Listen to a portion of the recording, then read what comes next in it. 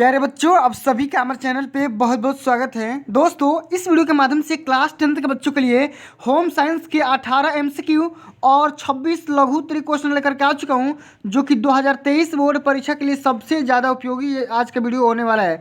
प्यारे बच्चों, अगर आप 10th में हैं और आप सभी को 2023 बोर्ड परीक्षा देने वाले हैं तो इस वीडियो को शुरू से एंड तक जरूर देखना, लाइक कर देना, शेयर कर देना। अगर चैनल पर नए हो तो चैनल को भी सब्सक्राइब जरूर कर देना। आइए, सबसे पहला यहाँ पे क्वेश्चन पूछा गया है कि आय व्यय में संतुलन हेतु निम्नलिखित में से कौन सा साधन उपयुक्त होगा। ठीक है, 4 ऑप्शन दिए गए हैं: वार्षिक बजट, मासिक बजट, साप्ताहिक बजट, दैनिक बजट। तो फिर बच्चों, इसका जो राइट आंसर हो जाएगा वो हो जाएगा मासिक बजट। क्यों? क्योंकि मासिक बजट ही ऐसा बजट है जो क्या करता है, आय और व्यय में संतुलन बनाए रखने के लिए क्या होता है, एक बढ़िया साधन होता है। ठीक है, चलो अगले हमारा क्वेश्चन है। प्यारे बच्चों, समझ सकते हो कि निम्नलिखित में से कौन सी वस्तु पूंजी नहीं है। बताना कि कौन सी ऐसी वस्तु है जो कि पूंजी के तौर पे काम नहीं करती है। जैसे यहाँ पे 10 का नोट है, फैक्ट्री भवन है, टैक्सी है, औजार है। तो मेरे बच्चों यहाँ पे देखो, 10 का नोट हमारे पास पूंजी है, फैक्ट्री भवन भी पूंजी है, टैक्सी भी पूंजी है, लेकिन जो भी हमारी ये टूल्स है ना, टूल्स यानी कि औजार है, ये पूंजी के अंतर्गत नहीं आते हैं। ठीक है, तो अब इसका राइट आंसर ऑप्शन नंबर घ सही हो जाएगा। ठीक है, चलो अगला हमारा क्वेश्चन पूछा गया है कि बचत का मुख्य प्रयोजन है। देख फिर बच्चों, ये क्वेश्चन 2011, 16 और 17 में कई बार पूछा जा चुका है। ठीक है, बताना है कि बचत का मुख्य प्रयोजन क्या है। ऑप्शन पहला है भविष्य के आवश्यक और आकस्मिक व्ययों के लिए, मनोरंजन के लिए, विलासात्मक आवश्यकताओं को पूर्ति करने के लिए, सुख प्राप्ति के लिए। तो बचत का मेन प्रयोजन क्या होता है भाई, कि कभी भी अगर भविष्य में कोई भी घटना घट जाए उसके लिए काम आ जाए, यानी कि भविष्य के आवश्यक और आकस्मिक व्यय के लिए हम क्या करते हैं, सेविंग करते हैं। क्या करते हैं, सेविंग करते हैं। ठीक है, चलो अगला हमारा क्वेश्चन यहाँ पे पूछा गया है कि बचत को सुरक्षित रखने का प्रमुख साधन क्या है। और प्यारे बच्चों, ये बोर्ड के पेपर में 2 बार ये क्वेश्चन रिपीट हो चुका है। एक तो 2012 में आया है, दूसरा का 2017 में आ गया है। ठीक है, तो इसको ध्यान में रखना है और सारे क्वेश्चन को अभी नोट बना लो, क्योंकि यही सब सारे क्वेश्चन बोर्ड के पेपर में 100% आने वाले हैं।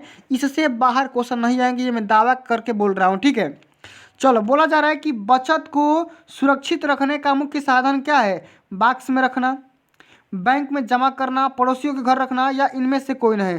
तो बचत को सुरक्षित रखने का मुख्य साधन क्या है, हम क्या कर सकते हैं, बैंक में जमा कर सकते हैं, साथ में बॉक्स में भी रख सकते हैं। ठीक है, उसके बाद हम पड़ोसी घर नहीं रख सकते हैं। ठीक है, तो इसका जो अभी भी राइट आंसर हो जाएगा वो होगा हमारे पास बैंक में जमा करना। ठीक है, ऑप्शन नंबर ख सत्य हो जाएगा। चलो अगला हमारा क्वेश्चन यहाँ पे पूछा गया है कि बचत आर्थिक सुरक्षा का साधन कौन सा है। स्कूली बच्चों के लिए, पड़ोसियों के लिए, स्वयं एवं श्रोताओं के लिए, आश्रितों के लिए, या मेहमानों के लिए। तो बचत का आर्थिक सुरक्षा का साधन मेन हो जाएगा स्वयं तथा आश्रितों के लिए। ठीक है, जो भी आप पे लोग डिपेंड हैं उनके लिए क्या हो सकता है, बचत खाता लाभदायक हो सकता है। ठीक है, चलो अगला हमारा क्वेश्चन है कि यदि पारिवारिक आय से व्यय कम हो तो शेष धन को क्या बोलेंगे। जैसे मान लो आप यहाँ पे आपका इनकम है 1000 रुपये, ठीक है, मासिक, और आप 500 रुपये क्या कर दे रहे हो, मतलब कि खर्च कर दे रहे हो। या मान लो कि आपका व्यय से भी कौन आय कम है, ठीक है, तो व्यय मान लो जितना कर रहे हो कोई दिक्कत की बात नहीं है, लेकिन जो भी आपका यह आय बचा 500 रुपया, उस 500 को आप क्या बोलोगे, तो उस 500 को हम बोलेंगे पारिवारिक बचत। क्या बोलेंगे, बचत बोलेंगे, सेविंग बोलेंगे। ठीक है, चलो अगला हमारा क्वेश्चन पूछा गया है कि निम्नलिखित में से किसे निसंचय कहेंगे। ठीक है, मतलब कि संचय कब बोलेंगे भाई, कि व्यय के बाद बचे धन को जमीन में गाड़ देना। ठीक है, उपयुक्त धन को तिजोरी में बंद करके रखना, कीमती आभूषण बनवाने को, या उपयुक्त सभी को। तो सभी को हम क्या बोलेंगे, निसंचय के रूप में बोलेंगे। ऑप्शन नंबर यहाँ पे घ सत्य हो जाएगा। चलो अगला हमारा क्वेश्चन है कि बैंक में या बैंक से कम कितनी राशि से खाता खोला जा सकता है। 2013 के बोर्ड के पेपर में पूछा गया है। बताना कि कौन सी राशि है जो मिनिमम है और उससे हम खाता अकाउंट ओपन कर सकते हैं। तो हम 100 रुपया का खाता खुलवा सकते हैं मिनिमम। ठीक है, यहाँ पे अभी तो जीरो अकाउंट नहीं दिया है, लेकिन जीरो अकाउंट से भी खाता खुलता है, लेकिन आप मिनिमम धनराशि 100 रुपया पेड करके आप खाता को ओपन कर सकते हैं। ठीक है, चलो अगला हमारा क्वेश्चन है कि जीवन बीमा मुख्य रूप से सुरक्षा का साधन है स्वयं के लिए, पड़ोसियों के लिए, आश्रितों के लिए, इनमें से कोई नहीं।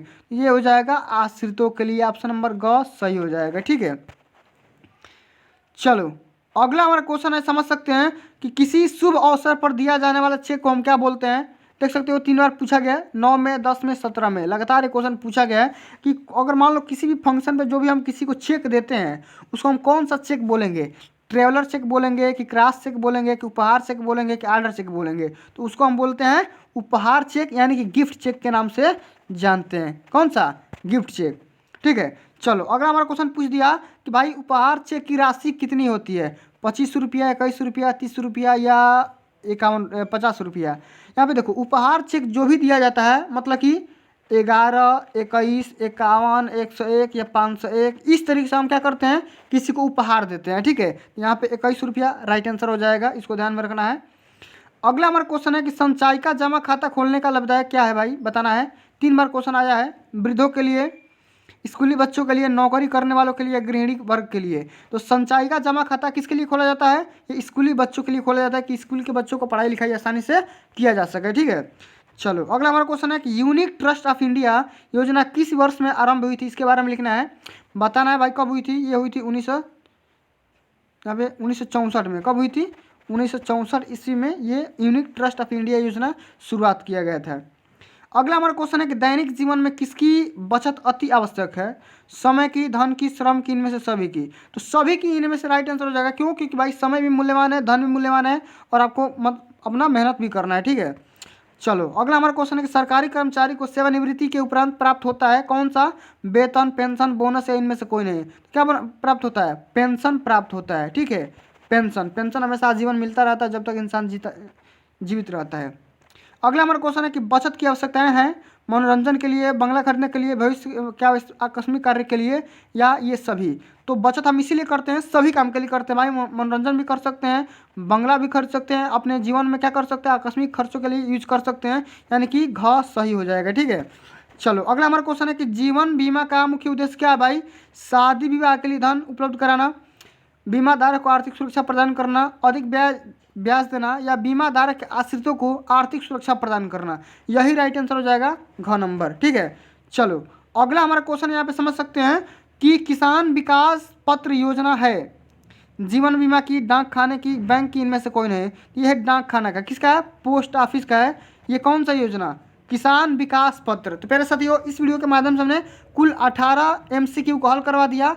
अब हम करेंगे जितने भी मोस्ट इंपोर्टेंट आप सभी का लघु उत्तरी क्वेश्चन है उसको हम यहाँ पे अभी सॉल्व कर देते हैं, बता देते हैं कि वो कौन कौन से क्वेश्चन है जिसको आप सभी को बोर्ड के पेपर के लिए क्या करना है, तैयार जरूर से जरूर करना है। ठीक है, यहाँ पे समझ सकते हो ये अति लघु उत्तरी वाला सीरीज है। यहाँ पे देख सकते हो सबसे पहला ही प्रश्न पूछा गया है कि बचत क्या है, सेविंग क्या है, और ये देख सकते हो क्वेश्चन कई बार पूछा गया है, 8, 9, 10, 12, 18 लगातार ये क्वेश्चन रिपीट किया गया है। इसको ध्यान में रखना है और इसको तैयार करना है भाई। पारिवारिक आय में से परिवार की वर्तमान आवश्यकताओं की पूर्ति करने के लिए व्यय करने के उपरांत जो भी धनराशि प्राप्त होती है, शेष बच जाती है, उसी को हम क्या बोलते हैं? बचत बोलते हैं। ठीक है, अगला हमारा क्वेश्चन है कि प्रत्यक्ष आय और अप्रत्यक्ष आय में क्या अंतर है, इसके बारे में लिखना है। ये भी क्वेश्चन 2011 में पूछा गया था।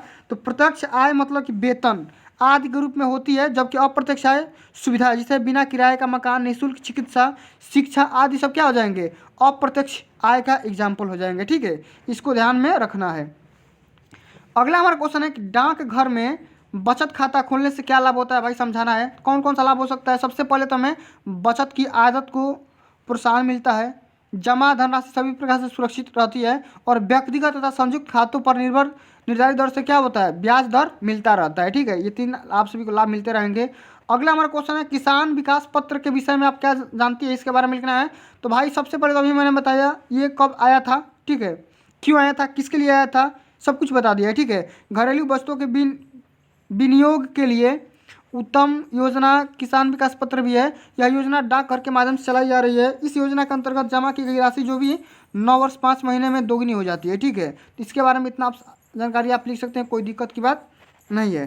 ठीक है, चलो अगला हमारा क्वेश्चन है कि बचत के 4 उद्देश्य लिखिए। और ये क्वेश्चन देख सकते हैं कई बार बोर्ड के पेपर में पूछा गया है 7 से लेकर 14 तक। कि बचत का सबसे पहले यहाँ पे उपयोग हम ये कर सकते हैं कि वृद्धावस्था में आर्थिक सुरक्षा दे सकता है, बच्चों के विवाह में हेल्प कर सकता है, आकस्मिक संकटों का सामना करने में काम कर सकता है और सामाजिक प्रतिष्ठा में भी वृद्धि कर सकता है। ठीक है, ये 4 उद्देश्य हैं, आप सभी लोग यहाँ पे लिख लेना। अगला हमारा क्वेश्चन है कि यूनिक ट्रस्ट ऑफ इंडिया से आप क्या समझते हैं। यह योजना सन 1964 में आया गया था, किसके लिए। इसमें पारिवारिक बजट को क्या करता है, एकत्रित कर विभिन्न उद्योगों में लगाया जा सकता है। लाभांश यूनिट धारकों के मध्य वितरित कर दिया जाता है। ठीक है, इतना जानकारी आप यहाँ पे अभी लिख सकते हो, कोई दिक्कत की बात नहीं है।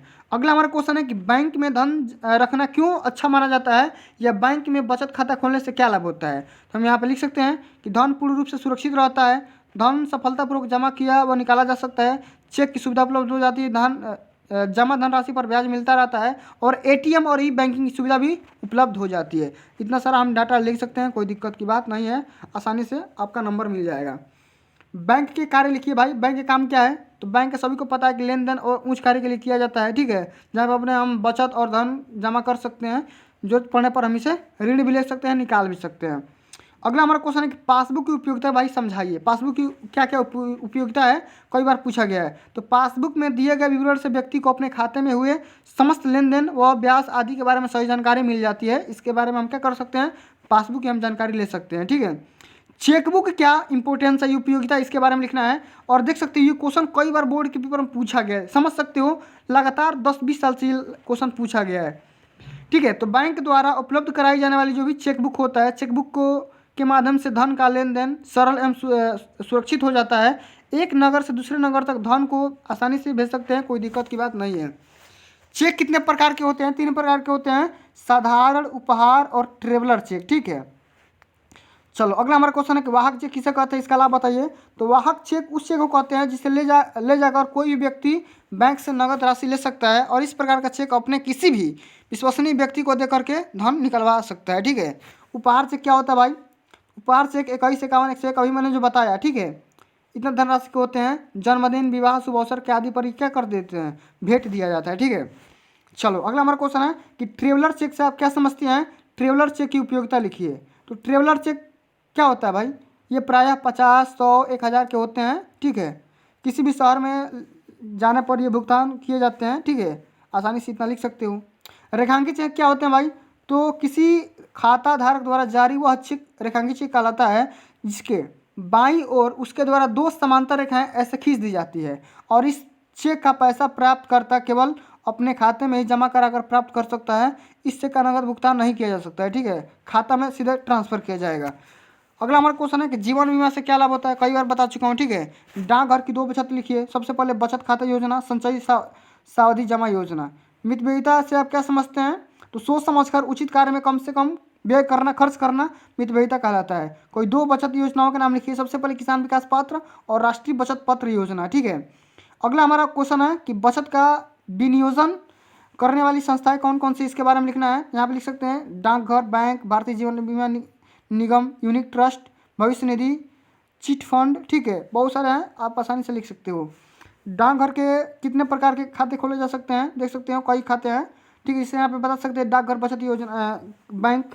ठीक है, डाकघर सावधि जमा खाता, 5 वर्षीय डाकघर आवर्ती जमा खाता, 15 वर्षीय लोक भविष्य निधि खाता, राष्ट्रीय बचत योजना खाता, किसान विकास पत्र, सुकन्या समृद्धि खाता। तो इतने प्रकार के हैं, कुल 7 प्रकार के हैं, आसानी से यहाँ पे लिख सकते हो।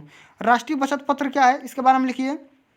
ठीक है, तो राष्ट्रीय बचत पत्र 100, 500, 1000, 5000, 10000 मूल्य वर्ग के उपलब्ध होते हैं, और ये बहुत अच्छा बचत का बहुत अच्छा साधन माना जाता है। 5 वर्षीय 10 वर्षीय का होता है, आयकर भी छूट मिलता रहता है इसमें से। ठीक है, और बताना है कि आय कितने प्रकार की होती है। आय 2 प्रकार का होता है, एक प्रत्यक्ष आय, एक अप्रत्यक्ष आय। प्रत्यक्ष आय में सैलरी आपको हाथ में मिलती है, लेकिन अप्रत्यक्ष आय में आपको पता नहीं चलता, शिक्षा के तौर पे आप सभी को मतलब कि मिलता रहता है। ठीक है, अगला हमारा क्वेश्चन है कि बैंक के 2 प्रकार के नाम लिखिए, एक बचत खाता, एक चालू खाता। ठीक है, अगला हमारे यहाँ पे क्वेश्चन आ गया कि आय के साधन कौन कौन से हैं, इसके बारे में लिखिए। तो पारिवारिक आय से संभावित साधन है वेतन, पेंशन, दैनिक मजदूरी, कृषि, व्यापार, व्यवसाय, घरेलू उद्योग, धंधे, पशुपालन, ब्याज। ठीक है, इस प्रकार से आप यहाँ पे लिख सकते हैं। तो पहले बच्चों इस वीडियो के माध्यम से हमने कवर कर दिया। सबसे पहले 18 तो MCQ यानी कि बहुविकल्पी समझाया, और उसके बाद यहाँ पे 26 क्या कर दिया, यहाँ पे लघु उत्तरी क्वेश्चन समझा दिया। ठीक है, तो फिर बच्चों आज के लिए बस इतना ही। अगर ये वीडियो आप सभी को अच्छी लगी होगी, हेल्पफुल लगी, वीडियो को लाइक कर देना, शेयर कर देना। अगर चैनल पर नए हो तो चैनल को भी सब्सक्राइब कर देना। मिलते हैं अगली वीडियो में, तब तक के लिए जय हिंद, जय भारत, वंदे मातरम।